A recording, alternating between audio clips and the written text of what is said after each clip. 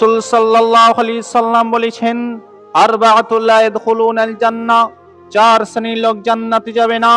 চার শ্রেণীর লোক জান্নাতে যাবে না। কয় শ্রেণীর লোক? চার শ্রেণীর লোক জান্নাতে যাবে না। এক, আকুন, পিতামাতার অবাধ্য সন্তান জান্নাতে যাবে না।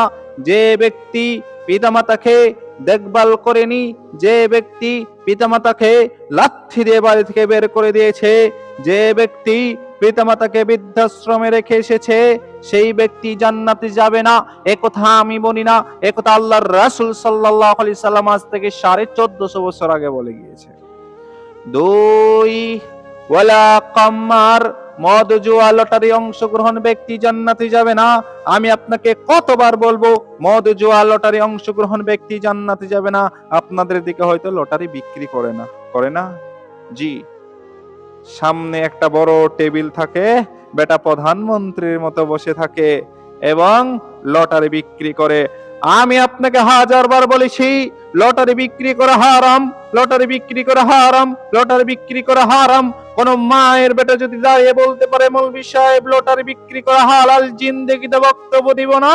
আমি 1000 বার তোমাকে বলে আসছি, সম্মানে উপস্থিত, তোমার বাপকে গিয়ে বলবে, আব্বা, পৃথিবী সৃষ্টির 50,000 বছর আগে আমার ভাগ্য লেখা হয়ে গেছে। কত বছর আগে? পৃথিবী সৃষ্টি 50,000 বছর আগে আমার ভাগ্য লেখা রয়েছে। আমার ভাগ্যে যদি লেখা থাকে ভিক্ষা করে খাবো, ভিক্ষা করে খেতে রাজি আছি, তবে লটারি বিক্রি করে খেতে রাজি নই। ভিক্ষা করে করে করে করে সেই চাল কিনে, সেই চাল দিয়ে ভাত খেয়ে, সে ভাত খেয়ে ইবাদত কবুল হবে, কিন্তু লটারি বিক্রি করে করে সেই টাকা দিয়ে চাল কিনে, সেই চাল দিয়ে ভাত খেয়ে সেই ইবাদত কবুল হবে না। সম্মানে উপস্থিত, নাম্বার 3, ওয়ালা মান্নান, যে ব্যক্তি খোঁটা দেয় তার জান্নাত হবে না।